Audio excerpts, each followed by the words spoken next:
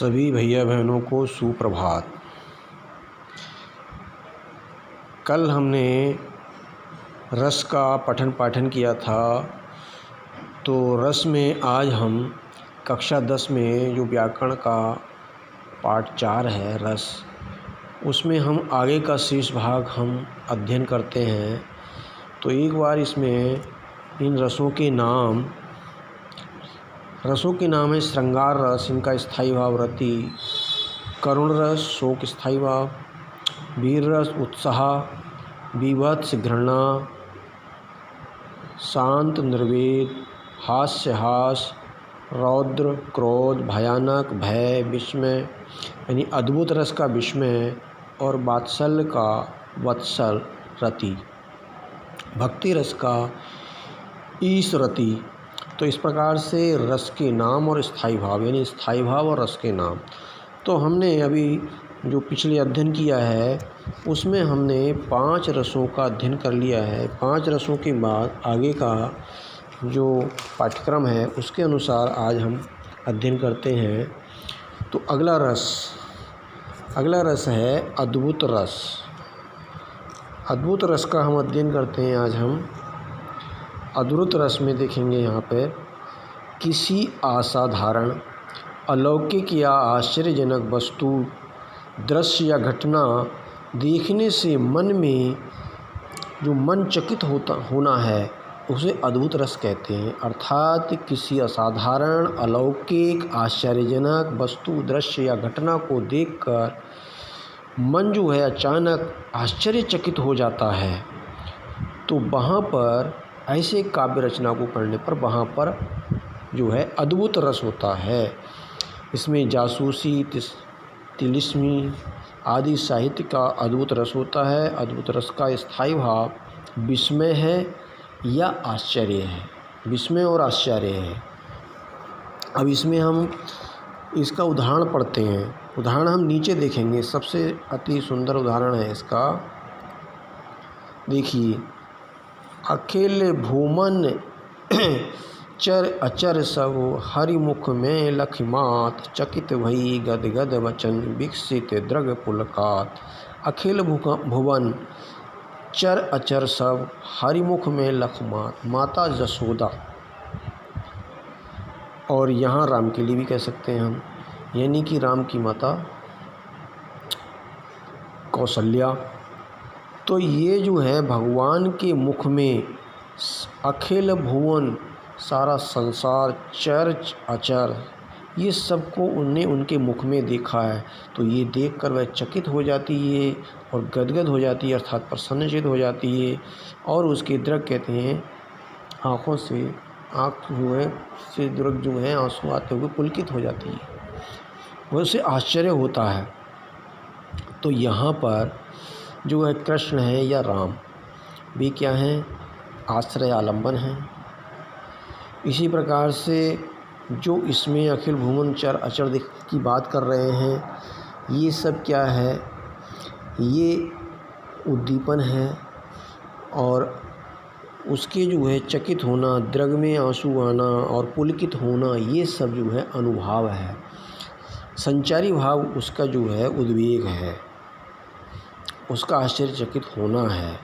दूसरा देखेंगे उदाहरण, डीथ चका चौंद गई देखत सोवर्ण मई, एक ते सरस एक द्वारिका के भवन है, पूछे बिन को काहू सो न करे बात, देवता से बैठे सब साधी साधी मौन है। दीठ दृष्टि चकाचौंध हो गई स्वर्णमयी द्वारिका को देखकर। किसकी? सुदामा की। ये नरोत्तम दास जी ने लिखा है सुदामा के बारे में कि जब सुदामा गए थे द्वारिका को भगवान कृष्ण से मिलने, तो द्वारिका के जो भवन थे वो स्वर्ण की तरह चकाचौंध करने वाले थे। उनको देख कर के चकाचौंध दृष्टि हो गई, चकित हो गया, अर्थात सुदामा चकित हुए। यहाँ पर एक ते एक सरस द्वारिका के भवन हैं।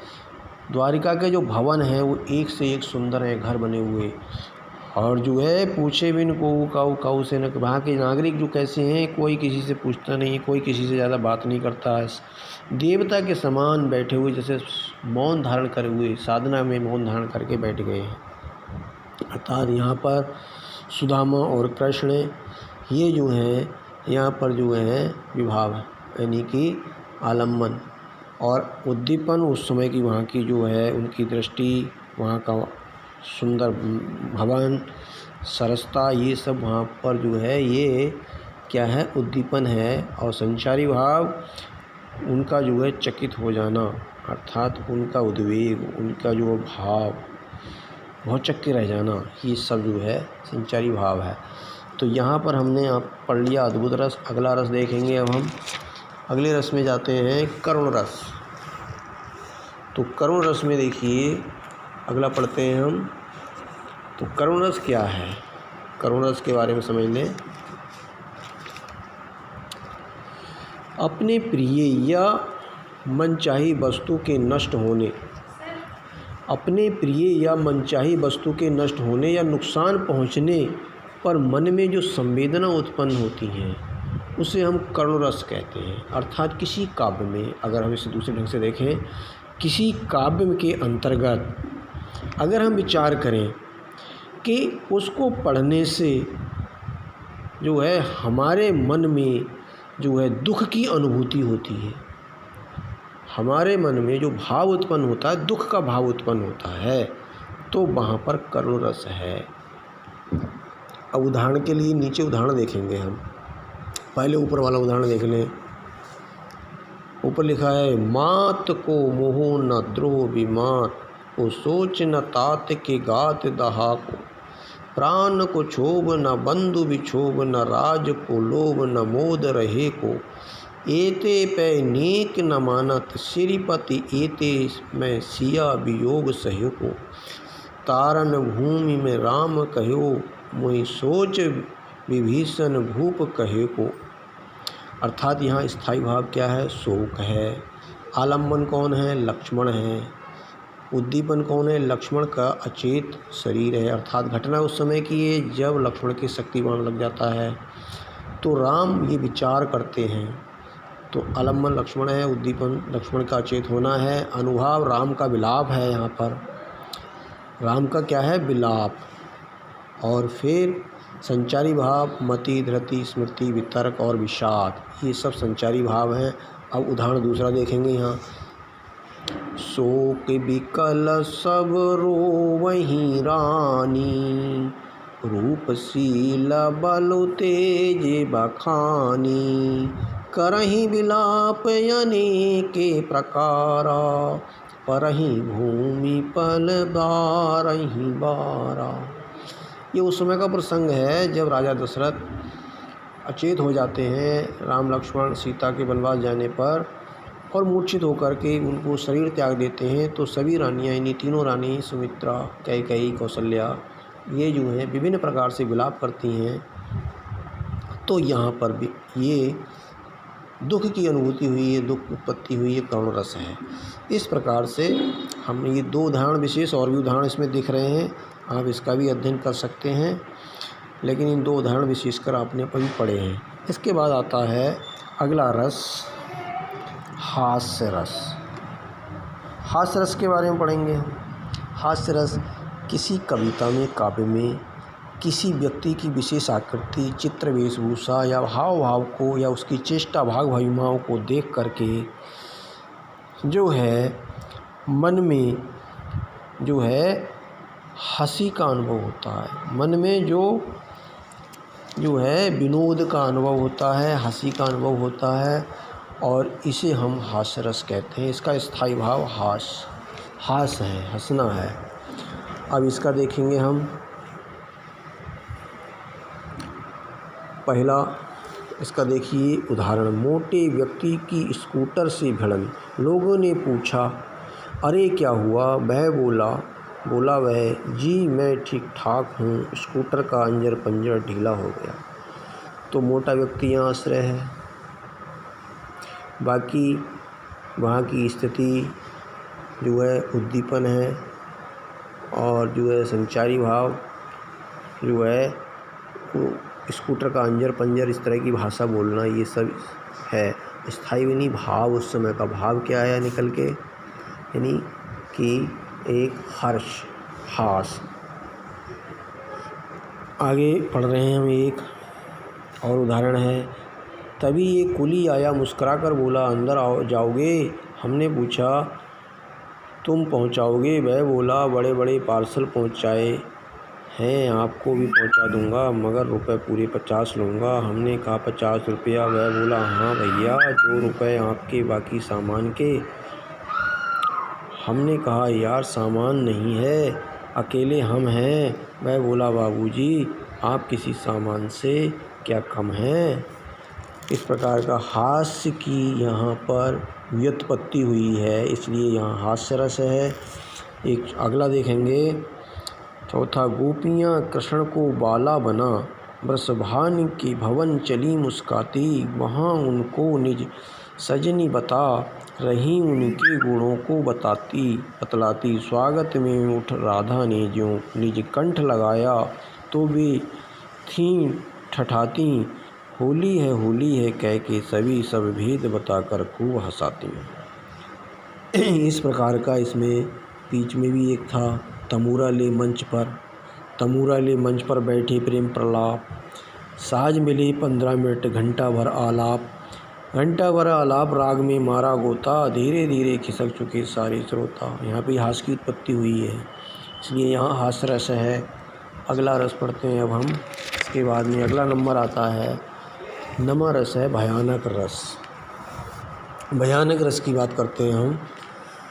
जहाँ कहीं काव्य में, पहले इसकी परिभाषा पढ़ ले थोड़ा सा, कि डर उत्पन्न करने वाली परिस्थिति या व्यक्ति को देखने या सुनने या कल्पना करने से मन में जो भय, डर का भाव छा जाता है, वहाँ भयानक रस होता है। अर्थात काव्य में जहाँ पर जो है देखने, व्यक्ति को सुनने, कल्पना करने या चित्र दृश्य आदि देखने से काव्य में पढ़ते हुए भय की उत्पत्ति होती है, डर लगता है, तो वहाँ पर भयानक रस होता है। और भयानक रस का अगला उदाहरण देखेंगे,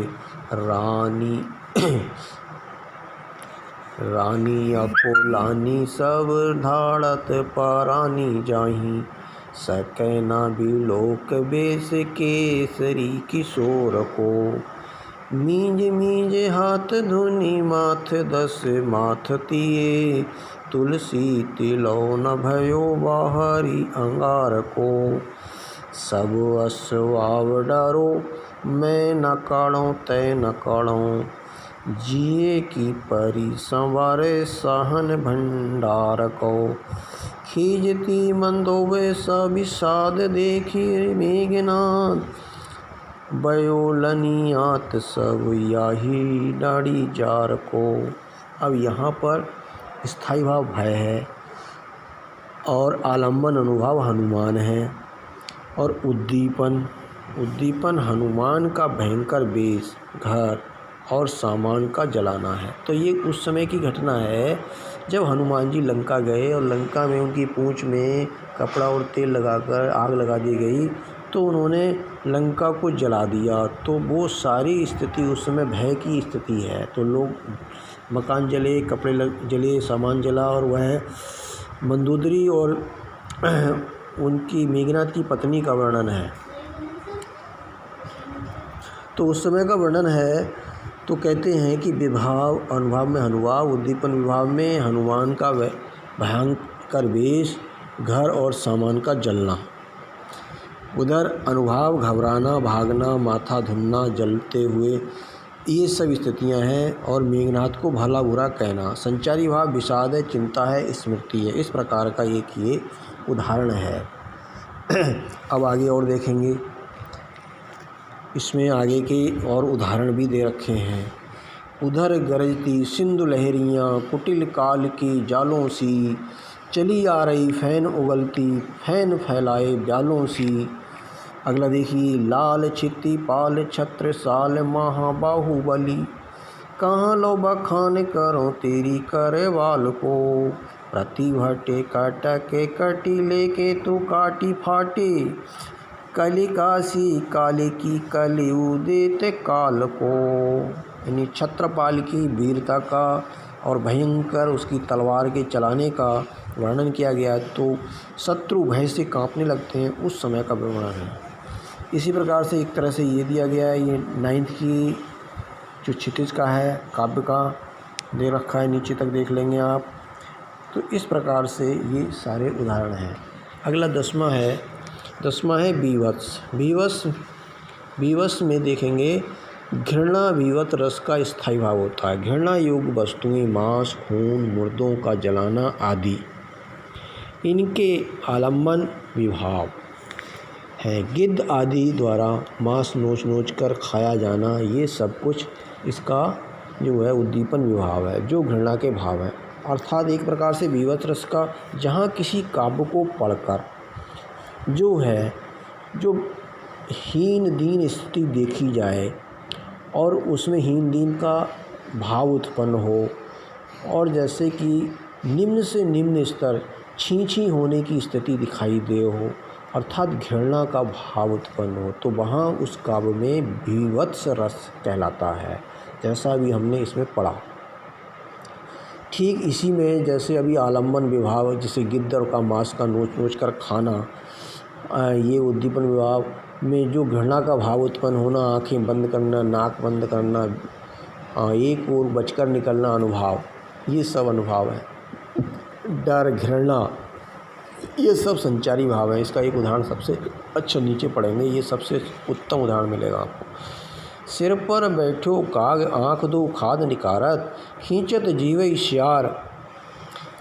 जीवै श्यार अति आनंद उर्धारत, गीध जांग को खोद के मांस उपारत, स्वान अंगुरियन काट के खात विदारत। अर्थात एक लाश पड़ी हुई है, मृतक शरीर, उसका वर्णन दिया गया है। तो यहाँ पे स्थायी भाव घृणा है। आलम्बन में घृणा योग करने की वस्तुएं मांस, खून, मुर्दे का जलाना। उद्दीपन विभाव गिद्ध द्वारा और श्यार कुत्ते द्वारा जो है मांस को नोच कर, कौवे के द्वारा आँख को निकाल कर खाना। अनुभाव आँख बंद करना, नाक बंद करना, एक और बचकर निकलना, अर्थात उससे जो घृणा उत्पन्न हो रही है उससे बचने की छी की स्थिति। संचारी भाव घृणा और डर। इस प्रकार से हमने ये 10वां पढ़ा। अंतिम है इसमें 11वां शांत रस। शांत रस का वर्णन देख लें अपने।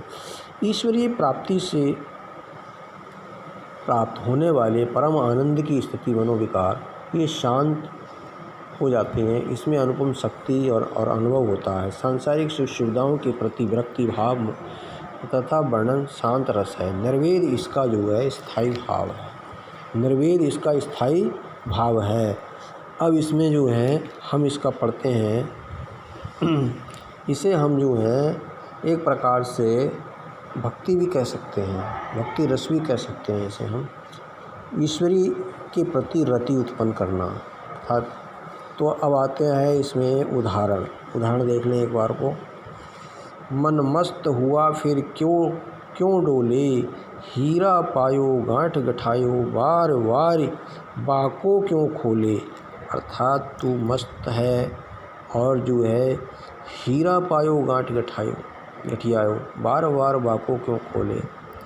अर्थात तूने तो अपना हीरा जन्म पाया मानव का, तू इस गांठ की गठरी को क्यों खोल लिया बार। अर्थात संसार से विरक्त होने की बात कही। यहाँ निर्वेद इसका स्थायी भाव है। आगे देखो, मन रे तन कागज का पुतला।